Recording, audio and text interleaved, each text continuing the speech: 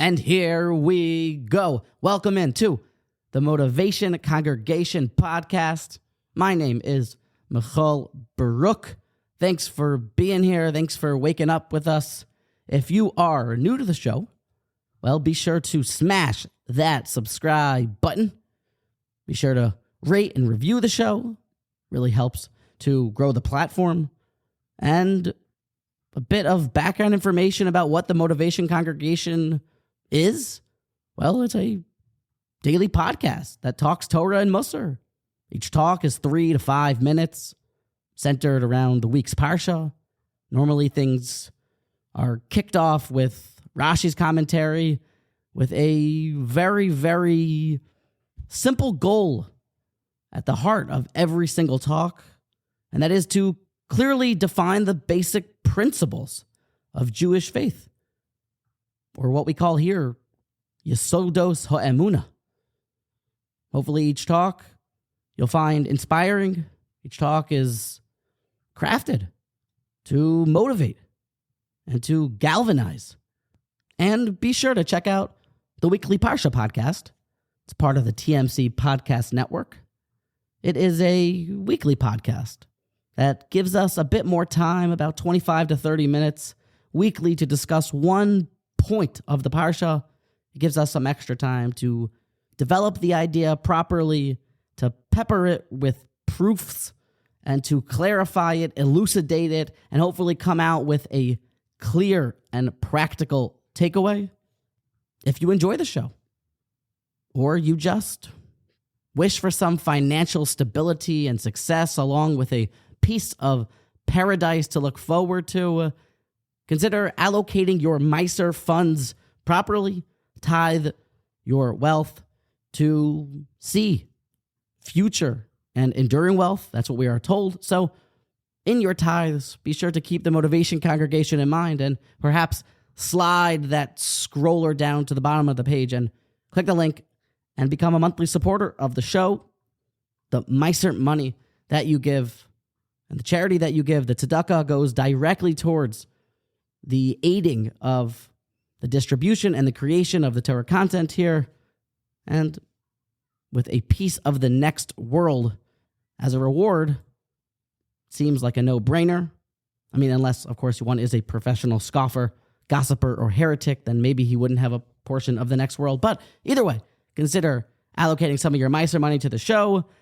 Lastly, be sure to subscribe to the Motivation Congregation on WhatsApp, where you can wake up on a highlight every morning and stream the daily talk. You can even have it sent directly to your phone, in which case you will then never forget to wake up on a highlight. Plus, with all the other motivational content, the in-depth Sefarim book reviews, the trips to the Sefarim stores, the behind-the-scenes looks, the bonus material, it has a lot going on, and perhaps you will enjoy it. So find the link in the show notes. And as always, thanks for waking up with us. I hope you find this episode enlightening and inspiring. And your listenership and engagement, it really means a lot. So thanks again, and I hope you enjoy this episode. He who defecates upon the idol named Baal-Peor is deemed liable and receives the death penalty. Why? How is that a form of service to avodah zarah, to an idol? Defecating upon something normally shows its disgrace and its low existence. But not so, says the Mishnah and Sanhedrin with Rashi over there. When it comes to the Baal-Peor, that is the way that it is served. You defecate upon it. That's the service. That's the avodah in that avodah zarah. And this all comes up because at the end of our parsha, Parshas Balak, when some of the Israelites become involved in Baal-Peor, begin to sin and defecate upon this idol. Rashi picks up on, why is this idol named Baal-Peor? What an odd name for an idol. Well, Peor, says Rashi, is all part of the service.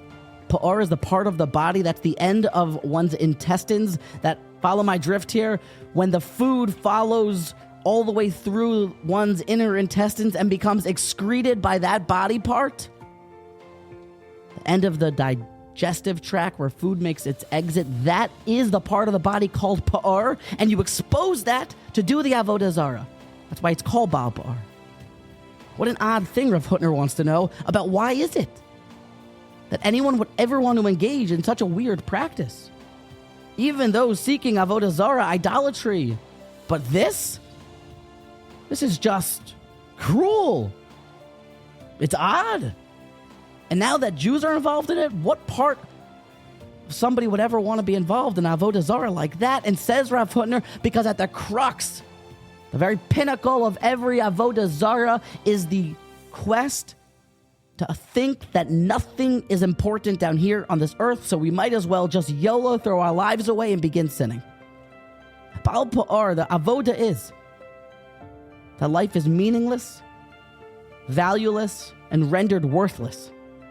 Because just like if one eats a big, scrumptious steak or a juicy red apple or some sour sticks, it all ends up in the same place, excreted, becoming manure.